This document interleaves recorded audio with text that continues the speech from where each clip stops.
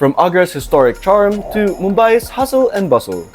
In two of India's most visited cities, I witnessed some of the most shocking and most impressive things.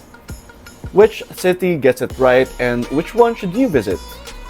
And these cities also teach us about some of the world's biggest urban problems and concrete solutions. Agra is in northern India, known for being the location of India's most recognizable landmark, the world-famous Taj Mahal. While Mumbai is in the south, it serves as the country's financial, cultural, and commercial center, also home to the Bollywood. In this travel and geography video, I guide you through how to get there and around, where to stay and where to eat, and also what to do. Going beyond the surface though, we unpack why and how these cities the way they are, and the challenges they face and the future that lies ahead. I'm an urban geographer, digital nomad, and climate activist. I love exploring cities and learning how they rise, fall, and reinvent themselves. From ordinary origins to extraordinary destinations, I'm Mickey Eva, and this is my travel journal. Welcome to Agra and Mumbai in India.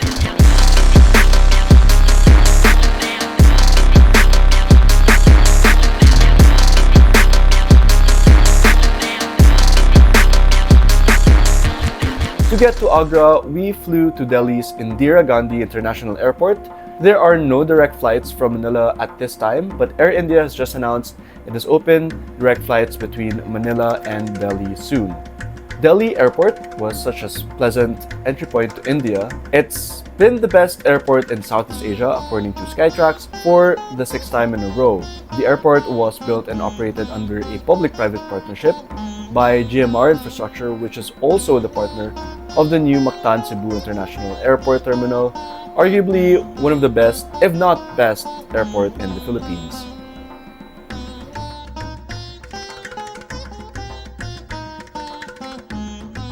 So Filipinos are now visa-free to enter India, but if you come from a country that requires an e-visa, remember to bring your e-visa document with you and head to the biometrics collection if it's your first time to visit India, and then to Zone 2 of the immigration area. And from the airport, we took a private transfer to Agra, which took about 4 hours each way, or probably even longer during rush hour traffic. In a country where lanes are just a suggestion, expect a bit of a bumpy ride in some parts. But it is mostly well-paved highways, as Delhi and Agra are part of the Golden Triangle along with Jaipur, which tourists usually go through. And speaking of, there are Golden Triangle packages that you can book, but we didn't have enough time in this trip to explore all three cities, so we focused mostly on Agra for now. But that means we also have something to look forward to in our next visit to India. Along the way, we stopped by Rudra Shiva by Mama Yadav Dhaba, a famous stop for travelers for quick breaks like our ice cream. This is in Mathura, known to be the birthplace of Lord Krishna 5,000 years ago. Krishna is the 8th avatar of Vishnu and one of the most beloved deities in Hinduism. Another option to get from Delhi to Agra is to take a train. You can take the Gatiman Express train, which can be as quick as less than 2 hours and starts at about $16 for the air-conditioned executive class train carriage. Where to stay in Agra? After 4 hours on the road, we finally got to Taj View ICHL Selections, which has a view of the Taj Mahal. It is a 4-star hotel with a swimming pool, 24 gym, with a decent amount of equipment to get your workout done, a selection of restaurants, and a shopping arcade downstairs. It's very comfortable, the room is quite spacious, it's got everything you need, and it's also quite affordable to be fair, with nightly stays starting at around $100 per night. The rooms are lovely, we got a king-size bed facing the pool, and another unique offering of this hotel is the rooftop restaurant that offers you a direct view of Taj Mahal. I also really like this pool area. You can also get a private dinner experience set up for you. And also, pretty interestingly, while I was swimming in the pool, there were lots of monkeys that were climbing up the building, which I thought was kind of a unique twist to my stay here at Taj View Hotel. Where to eat in Agra? A few minutes away is Oberoi Agra, a 5-star resort closer to Taj Mahal at the Taj East Gate Road. But we didn't come here to stay at the hotel. We came here for the restaurant, Esfahan, their signature restaurant focusing on traditional Indian and Mughal cuisine. We got the highly recommended traditional Indian thali, a sort of tasting menu for the best of what they can offer. That includes a 3-course meal of appetizers, fish, chicken main course, and desserts. The presentation was perfect, especially the desserts. But the real winner here is the flavors. Hands down, we love Indian food for sure. It's set in an elegant and romantic venue. The ambience is further enhanced by live music. I also got to meet the musician who taught me how to play this instrument called a santur.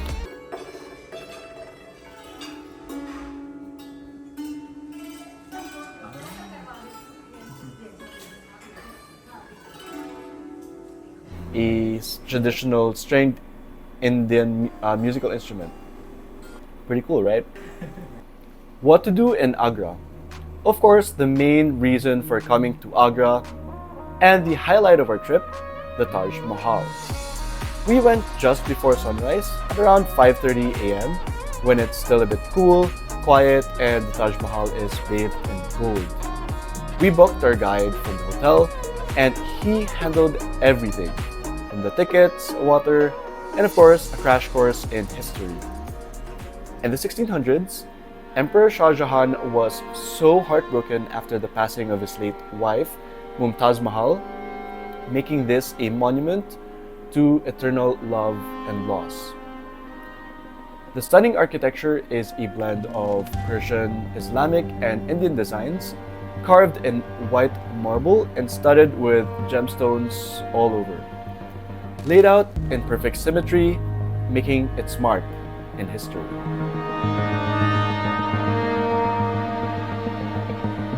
Just nearby, the Agra Fort, or Red Fort after its red sandstone walls, serving as a symbol of Mughal Empire's military strength and artistic grandeur. Built by Emperor Akbar, it later became Shah Jahan's prison, where he spent his final days gazing from its balconies, looking out at the Taj Mahal, remembering his beloved late wife. Before we head to Mumbai, I just wanted to take a quick break and share some appreciation for you who's taking the time out of your busy schedule to watch what we've been working on. It's a passion project of mine, and sharing these stories with you is motivation enough to keep it going. But I noticed that 94% of people who watch these videos aren't actually subscribed, so please do check if you have not subscribed, and if you haven't, please do. It truly goes a long way to making this passion project more sustainable. So thank you again, and I'll do my best to keep it up and do better and better and create better content for you in the future. Okay, back to the video.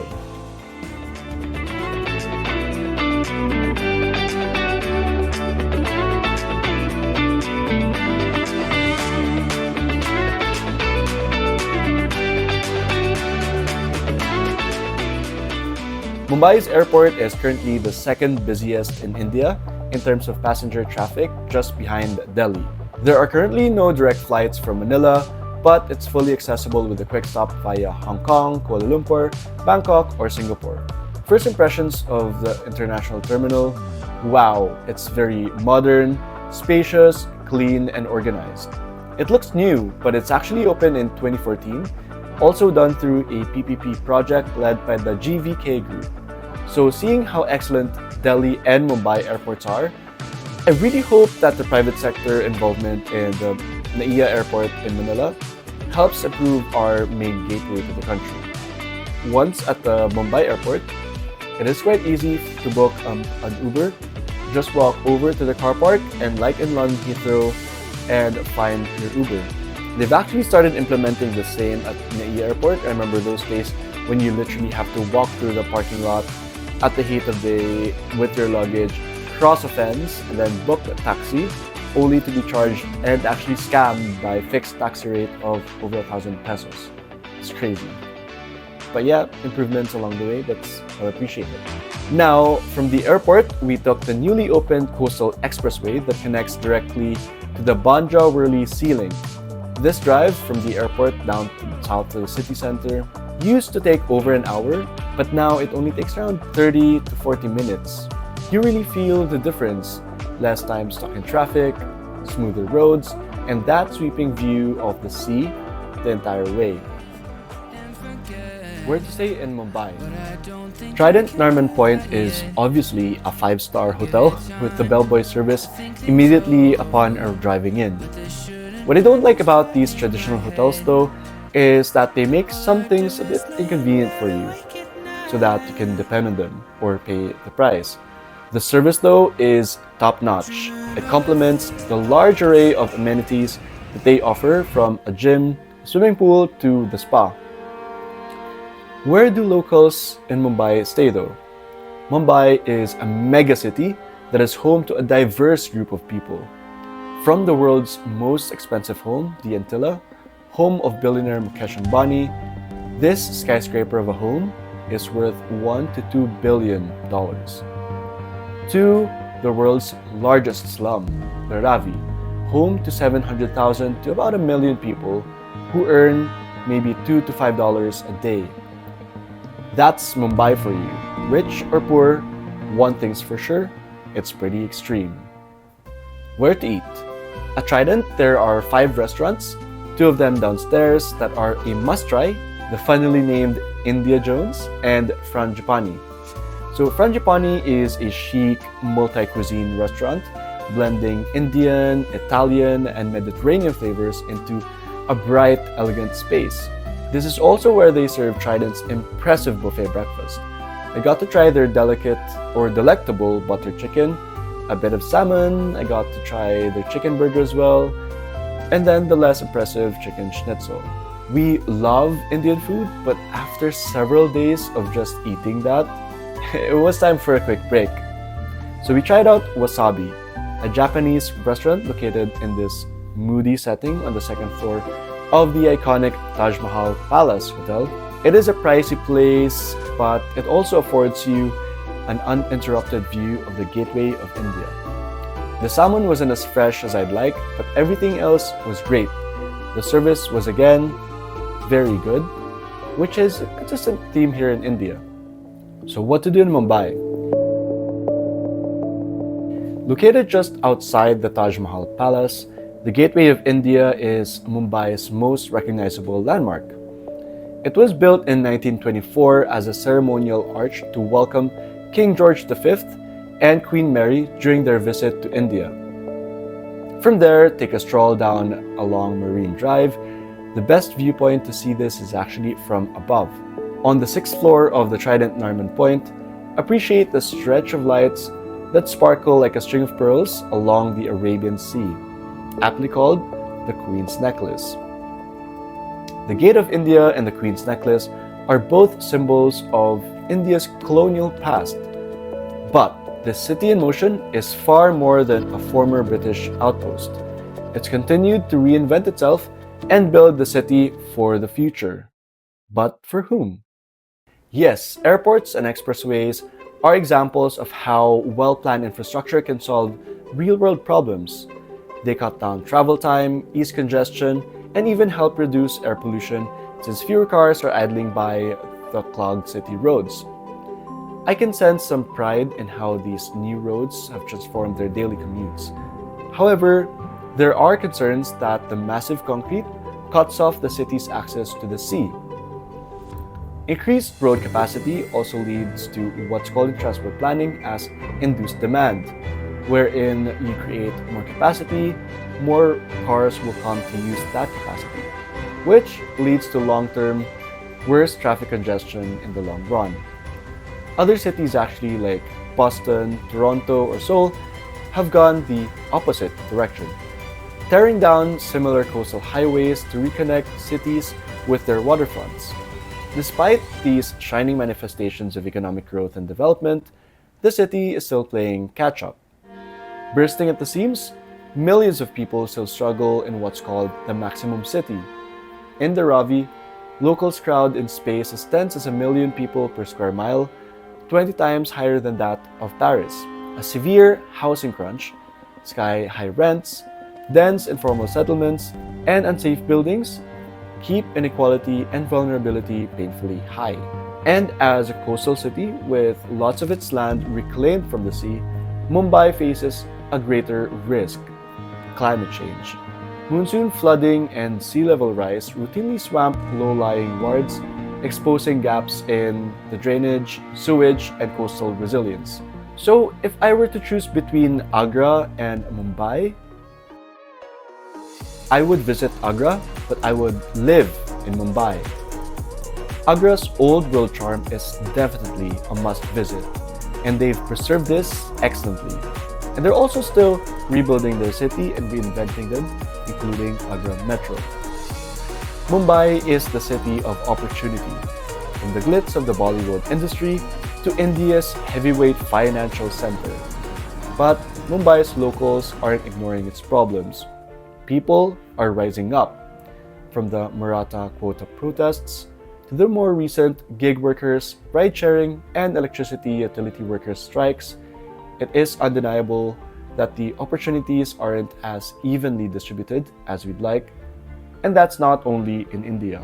All over Asia, from India, Bangladesh to Pakistan and Nepal, and more recently in Indonesia and the Philippines, the issues are far more complex and nuanced that I won't have enough time in this video to talk about all of those. But one thing is clearly a common thread in what I'd like to call the Asian storm. And no, this is not the monsoon kind of storm, but people rising up due to worsening inequality across Asia. The solutions to the problems aren't just technical, because we know what to do, but it's in how to do it to ensure that these are handled properly. Like India, the Philippines is in or approaching a critical moment in history, the demographic dividend. This means that as aging economies in Europe, North America, and East Asia begin to slow down, the center of the world economy will shift eastward. India and the Philippines will see our labor forces surge. Their productivity, output, and creativity will explode. We are about to get very, very rich, but only if we do things right. Here are 3 ways we can make sure that this wealth, our dividend, is fairly shared among its real driver, the people, us. Number 1, transparency. Both India and the Philippines consistently rank low in Transparency International's Corruption Perception Index. We need radical transparency to win back the people's trust, to create a system where the hardworking are rewarded, where resources are used efficiently, and where investors know that their money won't vanish into someone's pocket. Corrupt leaders must be held accountable. And to do that, we need citizens and strong institutions who can hold themselves accountable. That's why we also need, number 2, meritocracy. We need the best people in charge, not just the same powerful families. In the Philippines, as much as 80% of elected officials come from the same political dynasties, one of the highest rates in Asia. In almost every election, it's a battle of the same names from the same clans. Political dynasties have always been a part of Philippine politics. The Constitution actually already bans this, but the law was never enforced. We need to enact the Anti-Political Dynasty Bill. It's time we end patronage politics. Siblings, senators, husband and wife as mayor, vice mayor, you should be ashamed. It's time our country is run only by competent people. Leadership is not inherited, it should be earned. Democracy gives people a voice, but meritocracy makes sure the right voices are followed. Number 3, technology. To scale reform across 7,641 islands, 149 cities, 42,000 barangays, we need systems that can't be bribed or bought. Tools like blockchain can make transactions traceable. AI and open data can monitor budgets, procurement, and performance in real time. E-governance can empower local governments to deliver services faster and fairer. Just like technology, we can also reboot our democracy. Technology can't replace morality, but it can remove the middlemen of corruption that slow down progress. These technologies already exist. It's up to us to use them. If we can leapfrog to mobile technology, why can't we do a reboot of our democracy? Once we apply these three tools, transparency, meritocracy, and technology, TMT, everything else follows. From climate adaptation projects that prevent floods, like Mumbai's ambitious climate plan, to build 100 kilometers of new stormwater tunnels and 50 plus pumping stations and 15 plus water treatment plants, to industries powered by AI and green innovation. Like cities in India, cities in the Philippines can also play a role in the new economy. To a transition from China as the factory of the world to India and the Philippines as the back office or the studio of the world. Shifting from extractive and exploitative models that drain our resources to benefit a few, we should work with India as our newest strategic partner in leading the new economy and forging a sustainable future. India is showing us it is possible. They're starting to reap the benefits from the amazing airports to the efficient coastal freeways that have helped improve traffic and air pollution. This isn't just about infrastructure development either. The question is, how do we evenly distribute the wealth and prosperity and actually improve the quality of life, making streets not just walkable but also safe and people's homes resilient. Agra shows India's timeless past. Mumbai reveals its unstoppable future. And there's a lot to learn from both. Yes, we need good infrastructure developments that solve real-world problems, but also need to preserve spaces to ensure that all people, regardless of status, are freely connected to the trees, water, and the sky within the city, and hold space for a more egalitarian society overall. A number of civil society organizations are already working hard to tackle inequality in cities. I have the honor of working with Cities Alliance, which partners with local governments and communities to improve slum conditions and urban resilience across cities in Asia, Africa, and Latin America. Slum Dwellers International, or SDI, works directly with informal communities, including several Indian cities, building safer homes, securing land tenure, and empowering local residents to organize. Transparency International leads the global fight against corruption, tracking and tracing where power is abused, and helping citizens demand institutional reform. I have linked their websites and social media in the description below, so do help them by subscribing, following, and spreading the word, or better yet, donating to their cause. You can also support this channel so I can continue doing this passionate project of mine. Feel free to buy me a coffee using the link below. That will definitely help me make the next video. We do this because we love sharing the story of cities and what's possible when things actually work. Cities aren't built by governments or corporations alone, but by us. We have the right to the city, and nothing should be built for us without us. So thank you for watching, and we hope to see you in the next video.